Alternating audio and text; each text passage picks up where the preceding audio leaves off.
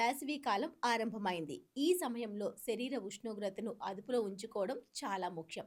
మనం తీసుకునే కొన్ని ఆహార పదార్థాలు శరీరంలోని వేడిని పెంచి డిహైడ్రేషన్, జీర్ణక్రియ సమస్యలతో పాటు నీరసానికి దారితీస్తాయి. అందుకే వేసవి కాలంలో ఆరోగ్యంగా ఉండడానికి పుష్కలంగా నీరు త్రాగాలని వైద్యులు చెబుతుంటారు. వేసవిలో కొన్ని ఆహారాలకు దూరంగా ఉండాలని వైద్య నిపుణులు చెబుతున్నారు. అవేమిటో తెలుసుకుందాం. మసాలాలు ఎక్కువగా ఉన్న ఆహారం రుచిగా ఉన్నప్పటికీ వేసవిలో ఇవి శరీరానికి అంత మంచిది కాదు. కారం, గరం మసాలా వంటివి శరీరంలోని థెర్మోజెనిస్ ప్రక్రియను వేగవంతం చేస్తాయి. దీనివల్ల అతిగా చెమట పుట్టడం, కడుపులో మంట, చర్మంపై దద్దుర్లు వచ్చే అవకాశం ఉంది. చాలామంది మిల్క్ షేక్ తాగడానికి ఇష్టపడుతూ ఉంటారు.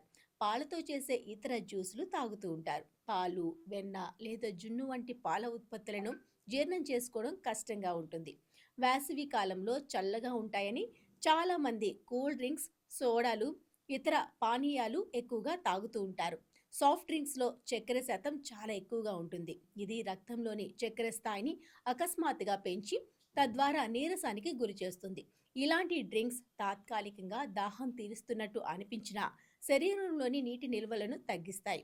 నూనెలో వేయించిన సమోసాలు, పకోడీలు, ఫ్రెంచ్ ఫ్రైస్, పకోడీ, బజ్జీలలో నూనె శాతం ఎక్కువగా ఉంటుంది. ఇవి జీర్ణం కావడానికి చాలా సమయం పడుతుంది. అంతేకాదు, వేసవిలో నూనె పదార్థాలు అతిగా తింటే వేడి ఎక్కువై ఆరోగ్య సమస్యలు వస్తాయి.